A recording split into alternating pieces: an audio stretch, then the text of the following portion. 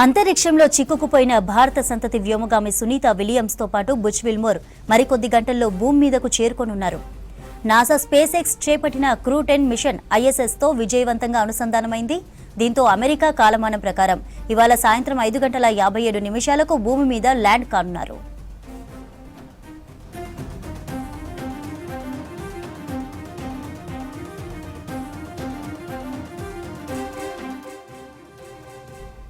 Space X, NASA సంయుక్తంగా నిర్వహించిన crew 10 మిషన్లో భాగంగా మార్చి 15న ఫాల్కన్ 9 రాకెట్ను నింగిలోకి పంపారు.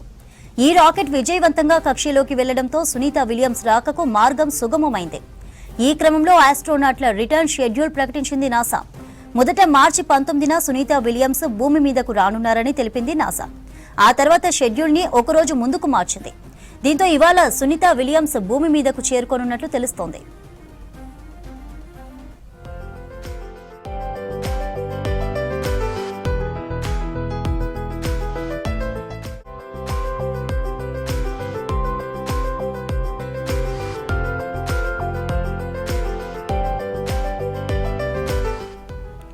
అమెరికా కాలమానం ప్రకారం ఇవాళ సాయంత్రం 5:57 ఫ్లోరిడా తీరానికి చేరువలో ఉన్న సముద్ర జలాల్లో స్పేస్ ఎక్స్ క్యాప్సూల్స్ ల్యాండ్ అవుతోంది.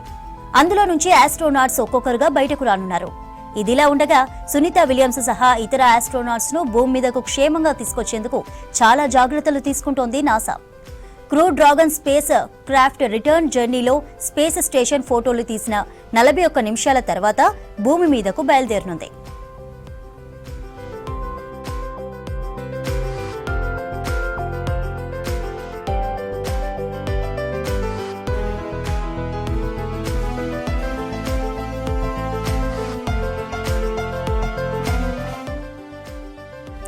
ఈ 41 నిమిషాల గ్యాప్ లో సోలార్ ప్యానెల్స్ ద్వారా క్రూ డ్రాగన్ బ్యాటరీలు ఛార్జ్ అవుతాయి. క్రూ డ్రాగన్ భూమి మీద ల్యాండ్ అయ్యే ముందు థ్రస్టర్ ఆన్ అవుతుంది. దీంతో క్యాప్సూల్స్ వేగం తగ్గి నెమ్మదిగా భూమి మీదకు వస్తుంది.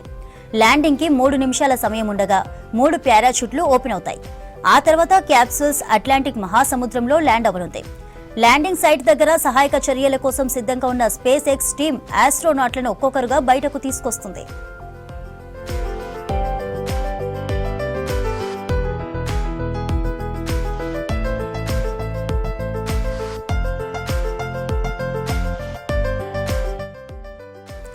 తొమ్మిది నెలల తర్వాత భూమి వైపు ప్రయాణం 2024 జూన్ 5న ప్రయోగించిన బోయింగ్ వ్యోమనౌక స్టారైనర్లో ISSకు 8 రోజుల పర్యటనకు వెళ్లారు. అయితే స్టార్ట్ అయిన సాంకేతిక సమస్యలు తలెత్తడంతో ఆస్ట్రోనాట్లు లేకుండానే అది భూమికి తిరిగొచ్చింది. దీంతో సునీత విలియమ్స్, బుచ్ విల్మోర్ సుమారు 9 నెలలుగా అక్కడే చిక్కుకుపోయారు.